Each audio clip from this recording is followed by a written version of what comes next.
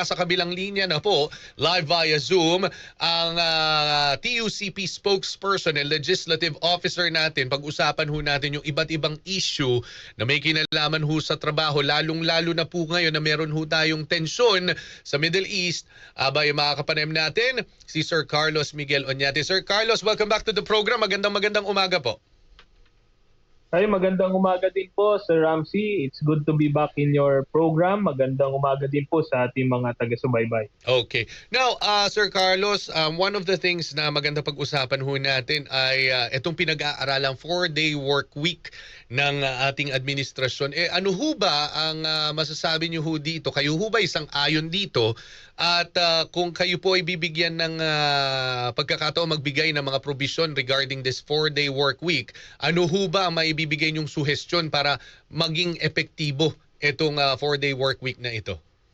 Opo, kinikilala namin yung talagang very valid na reason kung why we should study yung 4-day work week dahil sa ongoing escalating pa yung conflict sa Middle East. Ngunit palagi rin po namin pinapaalala ng TUCP pagdating dito sa compressed work week na pinakaunang dapat gawin ay dapat may usapan at kasunduan sa pagitan ng LABE at ng management.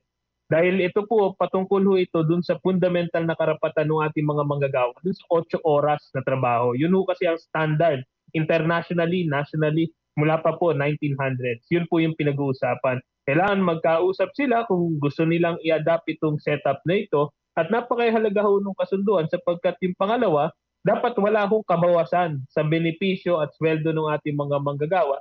Yan man po ay ma-adapt yung 4-day work week or ma-adapt yung alternative work arrangement kagaya ng work from home halimbawa. Dapat po walang diminution ng benefits. At pangatlo po, may binabagayan po kasi yung 4-day work week ng mga industriya. Unfortunately, hindi po sa cloud nito yung mga manufacturing at construction industries o yung mga labor intensive. Sapagkat marami pong pag-aaral ang magsasabi kung magtatrabaho po kayo ng higit 8 oras at straight yan, 4 na araw every week, ay bumababa ho yung productivity ng ating mga manggagawa. At tumataas naman po yung tsansa o yung chance na kayo po ay ma-injury o ma-aksidente sa trabaho po kasi masyado na humaba.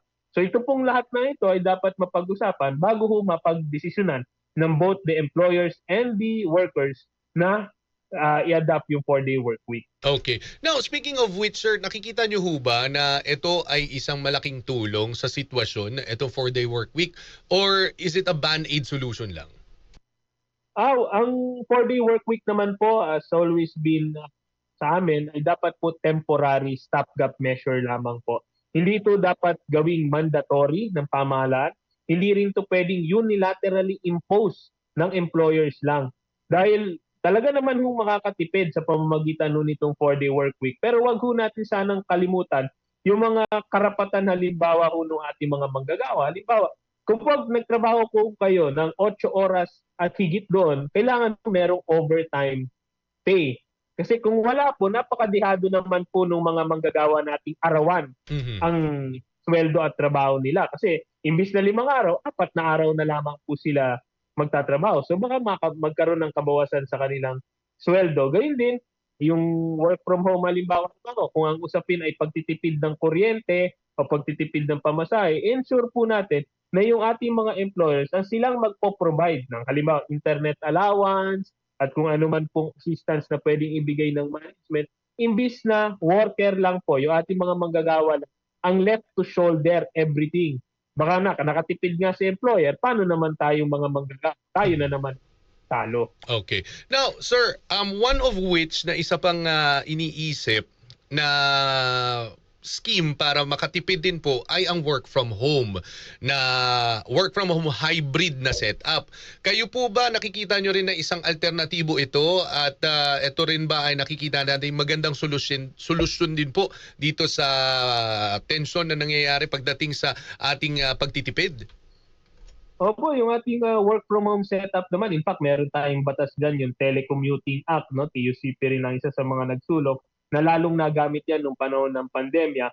Ngunit kailangan lang din bigyan diin, dalawang punto. Yung unang punto is that wala din dapat diminution doon sa benepisyo. Hindi porket physical ay naging sa bahay na hybrid, ay may kabawasan yon, no? It's the same level it's the same work, same pay. Mhm. Yung pangalawang punto ay dapat may kaakibat naman para maibsan natin. Kasi ang pangako ng work from home is work-life balance. Opo. However, kapag po yun ay tumagal, na re-realize ng ating mga magagawa, tila nawawala na yung boundary between work and life. Kasi you're doing it, halimbawa sa iyong bedroom o sa iyong sala, nawawala na rin yung distinction. Kaya kaakibat nun yung right to disconnect. Huwag naman nating kontakin ng kontakin yung ating mga manggagawa beyond the work hours. Or else, magbayad sila ng overtime. Kaya yun yung mga standard safeguards din para naman dun sa work from home. Okay. Now, sa sitwasyong ito, Sir Carlos, inaasahan po na dahil po sa kaguluhan sa Middle East ay meron domino effect yung pagtataas ng presyo ng produktong petrolyo sa lahat. And with that, for sure, nakikita ho natin na bibilis po ang inflation. Sa sitwasyong ito, ano ho ba ang nakikita nyo magandang gawin ng ating administrasyon, ng ating pamahalaan para at least ang purchasing power ng ating mga manggagawa, especially the minimum wage earners, ay talagang marami pa rin hong maiuwi sa kanilang pamilya? Dahil nga, for sure daw, tataas ho lahat eh. So ano nakikita nyo pwedeng magandang solusyon dito, Sir Carlos? Opo, bagamat wini-welcome namin yung mga inisyatibo na sinabi ng Pangulong pinag-aaralan kahit sakay, mga subsidies para sa ating mga transport sector. Binibigyan din namin yung usapin ng buwis. No? In fact, TUCP ay nag-file nung panukala before, natanggalin na yung 12% VAT sa kuryente. Mhm. Ngayon, sinusuportahan din namin yung sinasabing pag-certify as urgent ng suspension naman ng excise tax sa langis at gasolina at kailangan po ito ay urgent gawin bago maging full-blown yung domino effect sa all other commodities. Gayon din, naunawaan namin na kung sakaling magpatuloy yung gera sa Middle East at makikita natin every week merong anlalaki ng oil price hikes, kailangan na naman seryosohing balikan yung mga panukala sa isang aumento sa sweldo. Yung legislated wage hike pending since last year ay walang ni isang hearing, lalo pati sa House of Representatives. Gayon din, no, nananawagan kami sa Pangulo para mas mabilis dahil emergency ito, baka pwede niyang atasan yung ating mga regional wage boards na mag-issue ng tinatawag nating emergency cost of living allowance.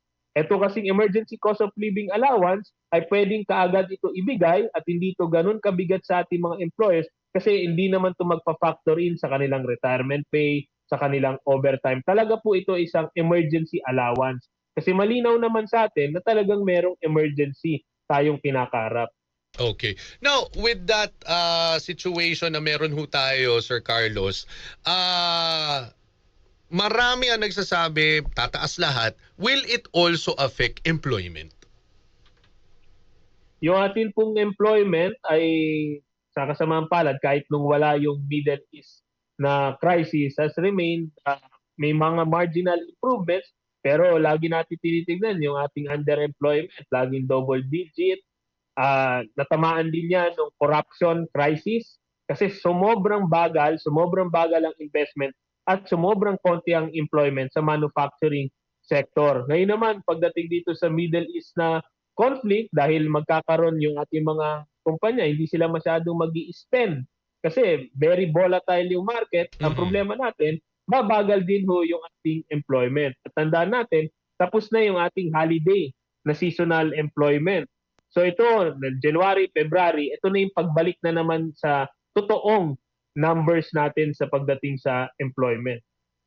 Okay. So, with that being said, Sir Carlos, ano ang susunod na hakbang naman ng inyong tanggapan ng TUCP pagdating pagdating sa pagtulong sa ating mga manggagawa, lalong-lalo na't ito ay aasahan ho natin lahat talaga maapektuhan. Opo, no, kayo sa tayo ng buong mundo, no, lahat ng ating mga kababayan, kayo man po ay nasa Middle East o nandito sa atin, nananawagan sana talaga ng agarang kapayapaan, no? Kasi kung matapos lahat itong mga conflict agad-agad, ay itong mga problema na to ay mas gagaan. Kami sa TUCP, no, day one pa lamang ng conflict sa Middle East, kami ay nanawagan na sa ating pamahalaan. No? Very important sa amin na maging handa dun sa tinatawag na voluntary repatriation.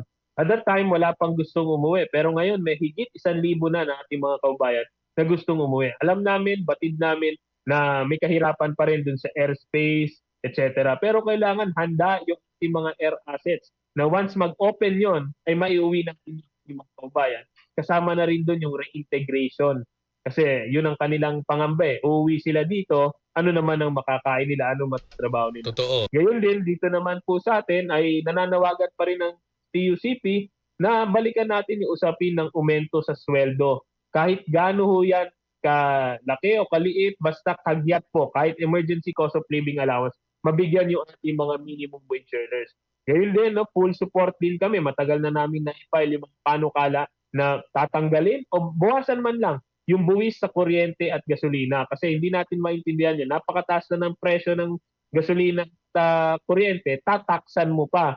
Hirap na tayong magbayad yung karaniwang Pilipino, binubuwisan pa rin yon. Gayun din, no, kami rin ay nananawagan din sa ating pamahalaan, especially sa ating Pangulo, na yung mga sinabing libreng sakay, fuel subsidies, agaran na yan ma-implement.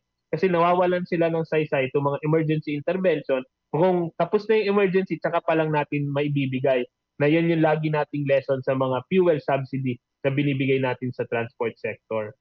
Okay. So Sir Carlos, maraming salamat po sa oras na ibinigay nyo. I know you're very busy pero pinaglaanan nyo po kami ng oras. Mabuhay po kayo, mabuhay ang TUCP. Maraming salamat din po at mabuhay po kayo.